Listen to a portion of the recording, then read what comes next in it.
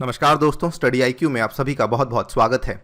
एक latest development में चिले ने जापान के प्रपोजल को चूज़ किया है और चाइना के प्रपोजल को यहाँ पर उन्होंने रिफ्यूज़ किया है। ये प्रपोजल बेसिकली डील करता था with respect to trans Pacific cable route. So यहाँ पर ये केबल रूट्स क्या होते हैं और क्या वजह रही कि चिले ने चाइना के इस प्रपोजल को नकारा है, उस चीज़ को हम यहाँ पे समझेंगे। आइए स्टार्ट करते हैं मेरे साथ। मेरा नाम है अनिरुद्ध। इस लेक्चर की पीडीएफ को डाउनलोड कर सकते हैं मेरे टेलीग्राम चैनल से, जिसका नाम है अनिरुद्ध सर। इसके अलावा सोशल मीडिया पे भी आप मेरे साथ जुड़ सकते हैं। स्टडी आईक्यू की ऐप के ऊपर कई सारे कोर्सेज उपलब्ध हैं, जिसके थ्रू आप यूपीएससी या फिर स्टेट पीसीएस की तैयारी को और भी आसान कर सकते हैं। इसमें से 1000 MCQs हिस्ट्री और पॉलिटी का कोर्स है, जो कि आपकी स्टैटिक नॉलेज को हेल्पफुल बना सकता है, और यूपीएससी पास्ट ईयर प्रीलिम्स की डिस्कशन का कोर्स है, जिसमें हमने पिछले 10 साल के पेपर्स को सब्जेक्ट वाइज सॉल्व किया हुआ है फॉर योर ईज। ये आप ऐप पे जाइए, इन कोर्सेज को देखिए, अपनी रिक्वायरमेंट के अनुसार इनको बाय कर सकते हैं आप। राइट, तो सबसे पहले मैं आपको एक ब्रीफ आइडिया देना चाहता हूं कि बेसिकली केबल रूट्स होते क्या हैं। ये जो चित्र मैं आपके सामने दिखा रहा हूं, एज यू कैन सी, ये last updated on July 30, 2020। Latest updation है ये हमने जो मैप लिया है, ये एक वेबसाइट है जिसका नाम है submarinecable.com। तो ये बेसिकली दिखाता है कि आज के टाइम में जो हमारे समुद्र के नीचे बेसिकली कहाँ कहाँ पे केबल्स डली हुई हैं, कौन से उसके स्टार्टिंग और एंडिंग पॉइंट्स हैं। एज यू कैन सी, यहाँ पर मोस्टली सभी कॉन्टिनेंट्स केबल्स के साथ जुड़े हुए हैं, एक्सेप्ट अंटार्कटिका का कॉन्टिनेंट, जो कि केबल्स के साथ यहाँ पर नहीं जुड़ा हुआ है।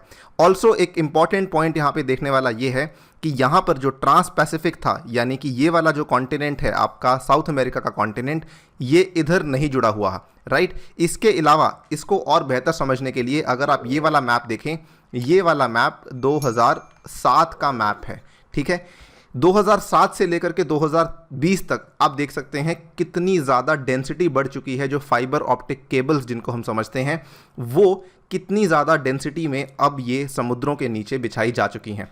एक एग्जाम्पल के लिए अगर आपको समझना है, 2017 के मैप में देखिए, ये आपका ग्रीनलैंड का पार्ट है और यहाँ पे कोई भी कनेक्शन नहीं है, लेकिन यहाँ पर देखिए ग्रीनलैंड में कुछ कनेक्शंस आ चुके हैं। It is connected to Canada, it is also connected to USA, it is also connected to Europe. यही नहीं, अगर आप देखें तो यहाँ पे अलास्का इस टाइम पर अनकनेक्टेड था, लेकिन इसमें आपको अलास्का में भी कनेक्शंस देखने को मिल रहे हैं। सो बेसिकली कहने का मतलब ये है कि over the period of time यहाँ पर जो ये कनेक्शंस हैं, ये बढ़ते जा रहे हैं। सो इसे हम बेसिकली कहते हैं फाइबर ऑप्टिक केबल्स। ये फाइबर ऑप्टिक केबल्स अक्सर ये सी बेड पे बिछाए जाते हैं। ठीक है, इसका मेन मकसद होता है टेलीकम्युनिकेशंस को इम्प्रूव करना, संचार को और ज़्यादा बेहतर करना across the stretches of ocean and sea. आपको बता दूं, ये अब हम इंटरनेट की बातें करते हैं, बट ये जो टेलीकम्युनिकेशन का जो बात है, ये लगभग 1850 से चलती आ रही है, और तब से ही इन केबल्स को बिछाया जाता आ रहा है। तब इसका इस्तेमाल होता था टेलीग्राफ के लिए, आज की डेट में इसका इस्तेमाल होता है इंटरनेट के लिए। आज की डेट में अगर आप देखें, 99% ऑफ द डेटा ट्रैफिक, जो भी हम ट्रांसमिशन होता है, वो सारा का सारा इन्हीं ओशन के अंदर बिछाई गई फाइबर ऑप्टिक केबल्स के थ्रू होता है। ठीक है, आज की डेट में आपको ये भी मालूम होना चाहिए कि ये जो केबल्स हैं, इसके थ्रू जो कैरिंग कैपेसिटी है, इनकी जो कैरी करने की क्षमता है, वो किस स्पीड पे डेटा कैरी कर सकते हैं, टेराबिट्स पर सेकंड पे ये डेटा को कैरी कर सकते हैं। और इसीलिए जो हम इंसान हैं, हम सैटेलाइट्स के ऊपर निर्भर नहीं करते, बिकॉज सैटेलाइट्स की जो ट्रांसमिशन की स्पीड है, वो केवल 1000 मेगाबिट्स पर सेकंड तक ही जा सकती है, वेराज अगर हम केबल्स की बात करें तो टेराबिट्स पर सेकंड के हिसाब से जा सकते हैं। तो अगर आप ये सोच रहे हैं कि अंटार्कटिका में क्या होता है, तो अंटार्कटिका में आप सही सोच रहे हैं, वहाँ पर आज भी सैटेलाइट्स के थ्रू ही इंटरनेट का इस्तेमाल होता है, बिकॉज वहाँ पर सबमरीन केबल्स नहीं बिछाई गई हैं। इन केबल्स को बिछाने के लिए एक पर्टिकुलर टाइप की शिप्स आती हैं, जिनको कि हम सबमरीन लेइंग शिप्स बोलते हैं, जो कि केवल इसी काम के लिए यूज़ की जाती हैं। खैर, आज की डेट में हो क्या रहा है कि 95% आपका जो डेटा है, आपका जो केबल है, बेसिकली ये इंटरनेशनल कम्युनिकेशंस के लिए इस्तेमाल की जाती हैं, जिसमें से इंटरनेट डेटा भी मेजॉरिटी इसी के थ्रू जाता है। जैसे जैसे 5G का कम्युनिकेशंस बढ़ते जा रहे हैं, जैसे जैसे नई नई स्मार्ट डिवाइसेस आती जा रही हैं, ये स्वाभाविक था कि इनकी क्षमता को बढ़ाने की पूरी कोशिश की जाएगी। ऑब्वियसली कई सारे देश इसमें अपने आप को उत्तीर्ण बनाना चाहते हैं। इसी बीच क्या हुआ है, चिले ने यहाँ पर जापान के प्रपोजल को चूज़ किया है और चाइना के प्रपोजल को नकारते हुए बेसिकली यहाँ पर एक नई चीज़ सेटअप की है। और ये जो पूरा का पूरा प्रपोजल है, किस तरीके से ये चाइना के हुवाई को एक बड़ा ब्लो हो सकता है, उसको हम यहाँ पे समझते हैं। सो देखिए, चिले बेसिकली एक कंट्री है जो कि साउथ अमेरिका के कोस्टल एरिया में लोकेटेड है, बिल्कुल वर्टिकल है ये कंट्री इस तरीके से। इसका कैपिटल है सैंटियागो। और यहाँ पर हम समझते हैं कि चिले ने जो जापान को पिक किया है वो किस तरीके से पिक किया है। चिले ने बेसिकली एक रूट जो कि जापान के द्वारा प्रपोज किया गया था for the first fibre optic cable जो कि डायरेक्टली साउथ अमेरिका को कनेक्ट करता है with the Asia Pacific region. ध्यान से देखिए इस वाली फिगर को, यहाँ पर कोई भी ऐसी केबल नहीं जो डायरेक्टली एशिया पैसिफिक को साउथ अमेरिका से कनेक्ट करती हो। नॉर्थ अमेरिका से कनेक्ट करने वाली कई सारी केबल्स उपलब्ध हैं, ये वाली केबल्स उपलब्ध हैं जो कि एशिया पैसिफिक के साथ कनेक्ट करती हैं, राइट। लेकिन साउथ अमेरिका के साथ कनेक्ट करने वाली कोई भी केबल यहाँ पर अवेलेबल नहीं थी। इन्होंने अब एक नई केबल यहाँ पर कनेक्शन की बात की है जिसमें ये कनेक्शन होगा ऑस्ट्रेलिया और न्यूजीलैंड के साथ। सो पहले जो यहाँ पर आप देख सकते हैं, चाइना का प्रपोजल क्या कहता था। चाइना का प्रपोजल ये कहता था कि आप जो टेलीकम्युनिकेशन का कनेक्शन करने वाले हैं फाइबर ऑप्टिक केबल का, चिले को कनेक्ट करना चाहिए with Shanghai and with Hong Kong, ठीक है। ये इनका मेन प्रपोजल था कि शंघाई और हांगकांग के साथ प्रपोजल आप इसको कनेक्ट करेंगे। लेकिन जापान ने क्या करवाया, जापान ने बेसिकली पिछले साल की बात है, जापान ऑलरेडी यहाँ पे टोक्यो और ऑस्ट्रेलिया और न्यूजीलैंड आपस में बातचीत कर रहे थे। ये पिछले साल ही नेगोशिएशन शुरू हो चुकी थी। इन्होंने इस साल में ऑलरेडी टोक्यो ने अपने आप को सिडनी से जोड़ लिया है और सिडनी ने अपने आप को ऑकलैंड से ऑलरेडी जोड़ा हुआ है। तो जापान ने ये कहा है कि आप जो है डायरेक्टली चिले को कि डायरेक्टली न्यूजीलैंड से जोड़ लीजिए rather than going to Shanghai या हांगकांग। तो चिले ने इस वाले रूट को हाँ कर दिया है और इस वाले रूट को मना कर दिया है।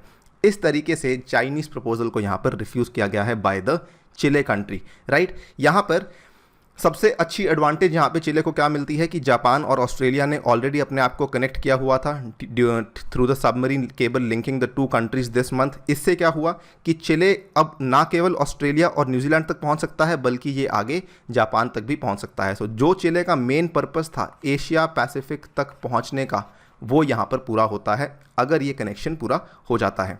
अब सवाल बड़ा ये आता है कि असल में चिले ने ऐसा क्यों किया। देखिए, यहाँ पर बहुत ही बड़ी जियोपॉलिटिकल गेम चल रही है। इसको समझने के लिए सबसे बड़ा कारण यहाँ पर आता है यूएस का प्रेशर कैंपेन। तो यूएस और चाइना के रिलेशंस आपको मालूम होगा आज की डेट में काफ़ी ज़्यादा ख़राब चल रहे हैं। यूएस के प्रेशर कैंपेन के चलते बेसिकली यूएस का कैंपेन ये कहता है कि हमें चाइना को ग्लोबल टेलीकम्युनिकेशन प्रोजेक्ट्स जो भी विश्व लेवल पर संचार के लिए परियोजनाएं बनाई जा रही हैं, हमें जितना हो सके चाइना को उससे अलग रखना है, चाइना को उससे दूर रखना है।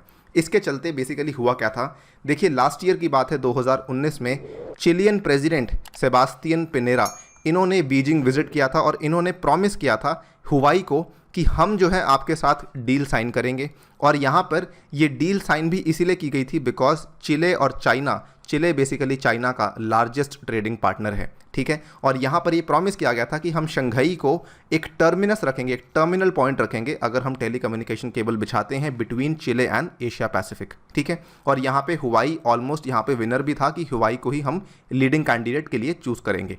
लेकिन अब क्या हुआ कि एक तो US secretary of state Mike Pompeo, उन्होंने चिले में जाके कहा कि हुवाई जो है वो चाइनीज़ गवर्नमेंट के द्वारा कंट्रोल्ड है, जिसकी वजह से सारे के सारे चिलियन नागरिक जो हैं वो रिस्क पर आते हैं। और दूसरे नंबर पर उन्होंने ये भी कहा, इसी जून में यूएस जस्टिस डिपार्टमेंट ने एक फाइलिंग बेसिकली यहाँ पे रेकमेंड की है कि कोई भी जो आपकी separate Pacific undersea cable जो कि गूगल या फेसबुक के द्वारा बैक की जा रही है, इट शुड बाईपास हांगकांग। क्यों? क्योंकि हांगकांग में पॉसिबिलिटी है कि सभी की सभी डेटा जो है वो चाइनीज़ अथॉरिटीज़ ओवरसी कर रहे हैं।